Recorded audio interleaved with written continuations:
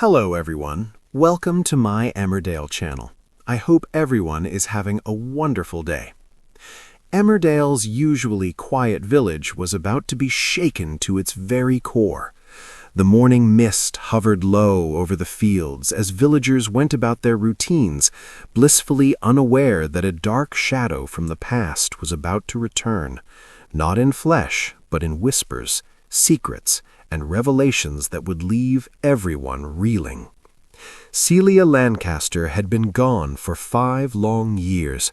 Her sudden death had shocked the village, but even then there had been rumors, whispers of hidden schemes, of money gone missing, and of a darkness beneath her polished, manipulative exterior. The police had closed the case as an unfortunate accident, but for some, the questions lingered like a cold draft through the manor's empty halls. It started with the letters, mysterious, unsigned, and left in places only the intended recipient could find. The first arrived at Home Farm, tucked inside the pages of a ledger that no one had touched for months. It was typed, precise, chilling in its simplicity. You can't escape what you took. You know what must be done. Robert Sugden was the first to feel the icy fingers of dread wrap around him. Celia had been a master manipulator, and even dead, her presence seemed to seep into the minds of those she had wronged. He didn't tell anyone immediately, thinking perhaps it was a prank, or worse, a breakdown. But when the letters kept coming, each one more specific than the last, panic began to take hold. Soon, strange occurrences started around the village. Livestock went missing, farm machinery was sabotaged, and villagers swore they heard Celia's voice in the halls of places she had once haunted. Some claimed to see her reflection in mirrors, her eyes full of accusation. Others reported chilling dreams where she whispered secrets about sins long buried, sins that people believed had died with her. Chas Dingle, already suspicious of the supernatural, was the first to speak out.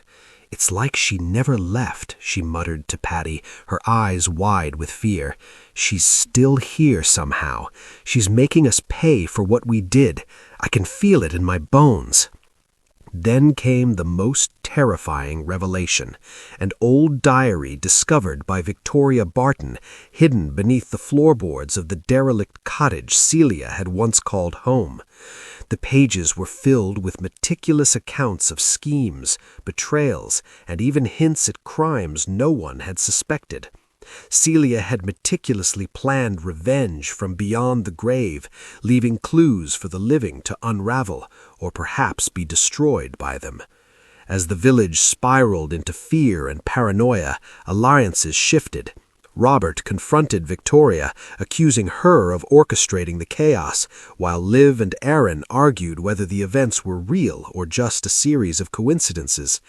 Everyone seemed to see Celia's ghost in some form, each vision tailored to their own guilt and fear. But the truth was far more sinister than anyone imagined. Celia's haunting wasn't supernatural, it was cunningly human. One by one, the villagers realized that someone had used Celia's infamous reputation to manipulate, scare, and control them. The letters, the diary, the ghostly apparitions, it was all part of a plan left behind like a ticking bomb, exploiting the legend she had created in life. By nightfall, the village square was tense. Every eye darted suspiciously, every shadow was a potential threat. The fear that Celia had instilled in life had returned with a vengeance in death, proving one undeniable truth. In Emmerdale, even the dead could exact revenge. And as the first screams echoed from the manor, one chilling thought spread like wildfire. Celia Lancaster's crimes were far from over.